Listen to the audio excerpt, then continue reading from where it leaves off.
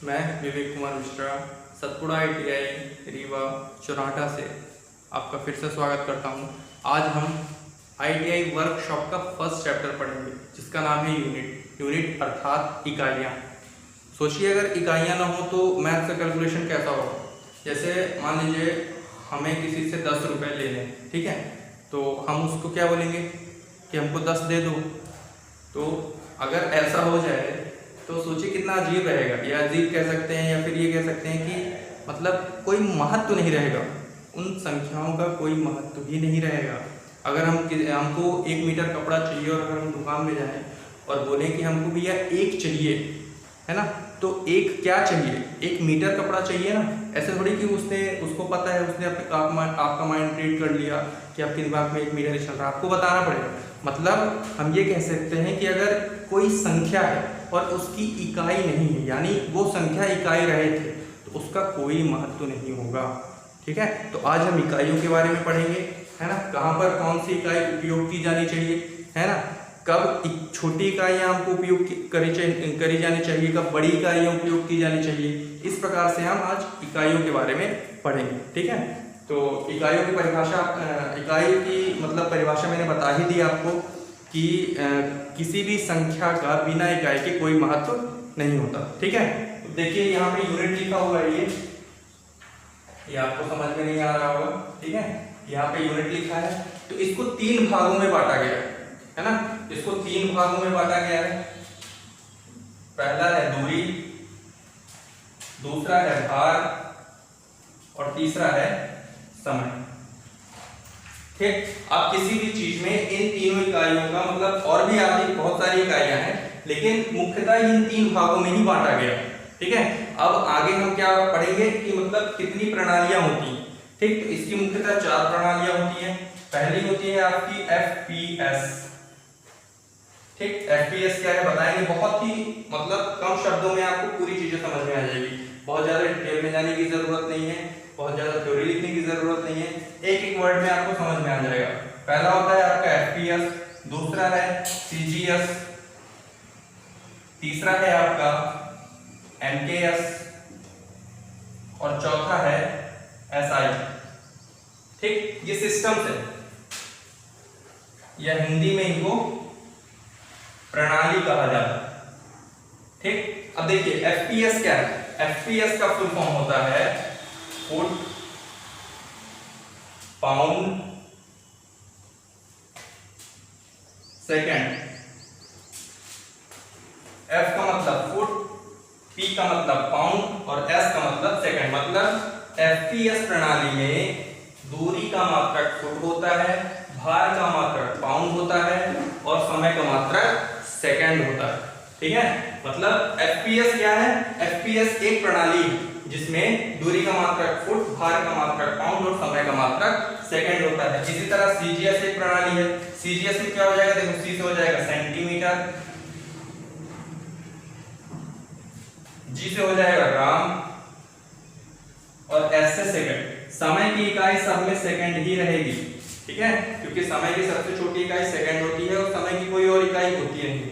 ठीक है, लेकिन इनकी इकाइयां क्या होती हैं, ब्रिटिश में अलग हो जाती हैं और मीट्रिक में अलग हो जाती हैं। ठीक है, तो यहाँ पे देखिए CGS में सेंटीमीटर ग्राम सेकंड हो गया, फिर MKS है, तो M का मतलब होता है मीटर, है ना, K का होता है किलोग्राम और S का होता है सेकंड। उसके बाद SI, इसका फुल फॉर्म होता है इंटरनेशनल सिस्टम, इंटरनेशनल सिस्टम या हिंदी में इसको कहते हैं अंतरराष्ट्रीय।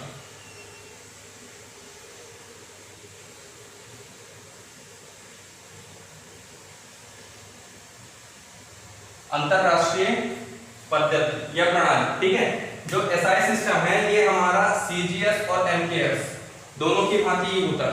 ठीक है, और एक और चीज मैं आपको बता दूं, ये जो 3 इकाइयां हैं ये हमारी मीट्रिक है। ठीक, जबकि ये FPS इकाई जो है ये हमारी क्या है, ब्रिटिश इकाई। ठीक, तो इस प्रकार से इन 4 पद्धतियों में इकाइयों को बांटा गया है। ठीक है, इतना आपको समझ में आ गया होगा। ठीक, उसके बाद क्या है कि कुछ फंडामेंटल्स यूनिट है हमारी, है ना। फंडामेंटल्स यूनिट यानी मूल इकाइयां। ठीक है, उनको हम मूल इकाइयां कहते हैं, 7 होती हैं। ठीक है, तो उसको थोड़ा सा बना लेंगे अभी हम।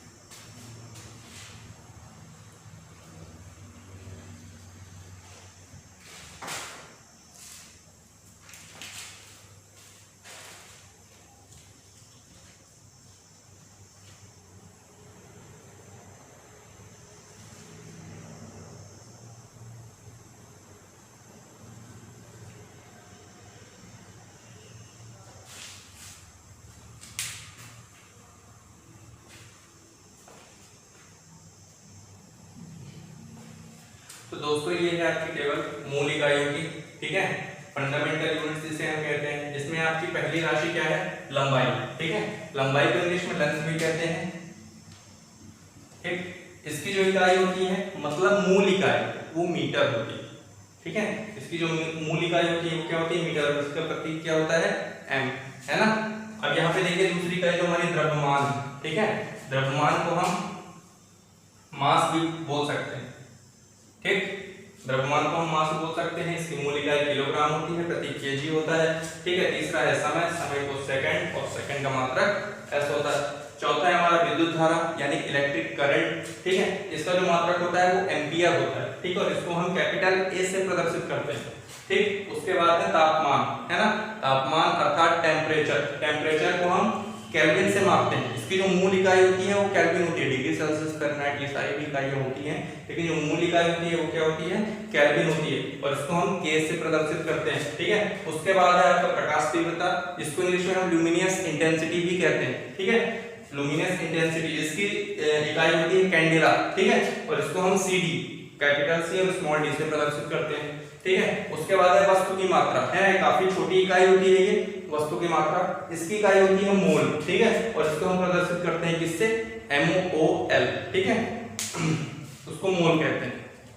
अब इसके बाद इससे हम बहुत सारी इकाइयां बना सकते हैं। बहुत सारी इकाइयां, जैसे ये किलोग्राम है। किलोग्राम के बाद बहुत सारी और इकाइयां होती हैं इसकी, है ना। ऐसे ही एम्पियर की, मिली एम्पियर, माइक्रो एम्पियर, बहुत सारी इकाइयां होती हैं। तो केवल ये फंडामेंटल है, मतलब इनको हम बदल नहीं सकते। ठीक है, ये पहले से ही है, इनको हमने बनाया नहीं है, ये पहले से ही है। इनसे अब हम और बहुत सारी इकाइयां क्या कर लेंगे? डिराइव कर लेंगे, है ना। मतलब बहुत सारी इकाइयां इससे हम बना सकते हैं। ठीक है, जैसे क्षेत्रफल की इकाई हो गई मीटर स्क्वायर, लेकिन लिया तो इसी मीटर को ना हमने, मीटर तो यही है, मूल इकाई तो मीटर ही है। अब हमने उसको क्या किया? डिराइव कर दिया, है ना। डिराइव कर दिया यानी उससे इकाइयां बना दी, अर्थात क्या कर दिया? जैसे जिनको हम व्युत्पन्न इकाइयां कहते हैं। ठीक है, जिसको हम क्या कहते हैं? व्युत्पन्न इकाइयां कहते हैं। इनसे बनी हुई इकाई, जैसे मीटर स्क्वायर हो गया, ये व्युत्पन्न इकाई है। ठीक, ये कहां से बनी? यहां से बनी। अगर मीटर ही ना होता तो मीटर स्क्वायर कैसे बनता? ठीक है, तो ऐसे हम बहुत सारी इकाइयां बना सकते हैं। ठीक, वो आप लोग पढ़ लीजिएगा, उसमें कुछ खास नहीं है। अब हम कुछ रूल देख लेते हैं, मतलब इकाइयां लिखने के कुछ रूल होते हैं। ठीक है, जैसे पहला रूल होता है कि जैसे हम कोई भी इकाई लिखते हैं, ठीक है, इसके कुछ रूल हैं यानी नियम। पहला है, कोई भी इकाई लिखते हैं हम, तो इकाई लिखने के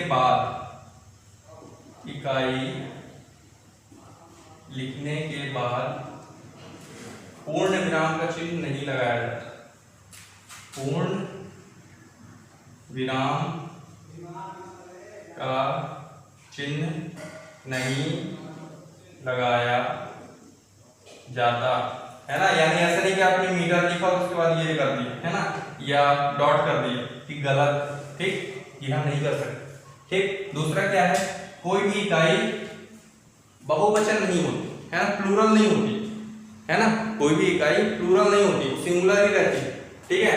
मतलब अब ऐसा नहीं कि 1 मीटर तो हमने 1 मीटर बोला और 10 मीटर है तो हमने 10 मीटर्स बोल दिया, तो वो भी 10 मीटर ही रहेगा, ठीक है। कोई भी इकाई क्या होती है, बहुवचन नहीं होती।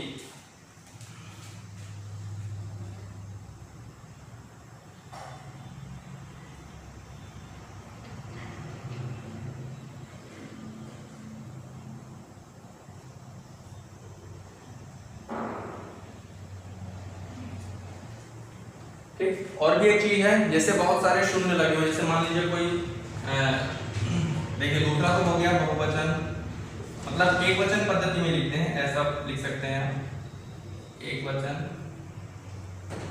पद्धति में लिखते हैं, ठीक। तीसरा है, जैसे मान लीजिए कोई संख्या लिखी है 25,004 ऐसा करके लिखा है, ठीक है। तो इसको हमें कैसे दर्शाना चाहिए, इसको हमें दर्शाना चाहिए 25.4 गुणे 10 की घात 3, 10 की घात 3। मान लीजिए 25,400 मीटर है तो 25.4 गुणे 10 की घात 3 मीटर हो जाएगा। इस तरह से हमको दर्शाना चाहिए, ठीक है।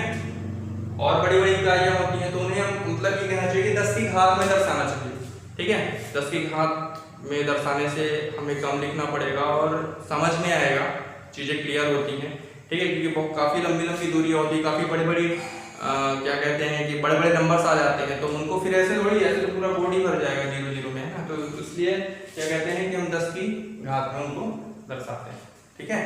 तो ये कुछ रूल हो गए, फंडामेंटल यूनिट्स हो गई आपकी, है ना। इकाइयाँ क्यों जरूरी हैं ये बताया गया आपको, ठीक है। अब आगे हम थोड़ा सा रूपांतरित पढ़ेंगे इनके बारे में। रूपांतरण मतलब 1 फुट में कितने इंच होते हैं, ठीक है, 1 मीटर में कितने सेंटीमीटर, कितने किलोमीटर होते हैं, ये सारी चीजें आपको पता है, लेकिन फिर भी उनके बारे में थोड़ा सा हम जानेंगे, ठीक है।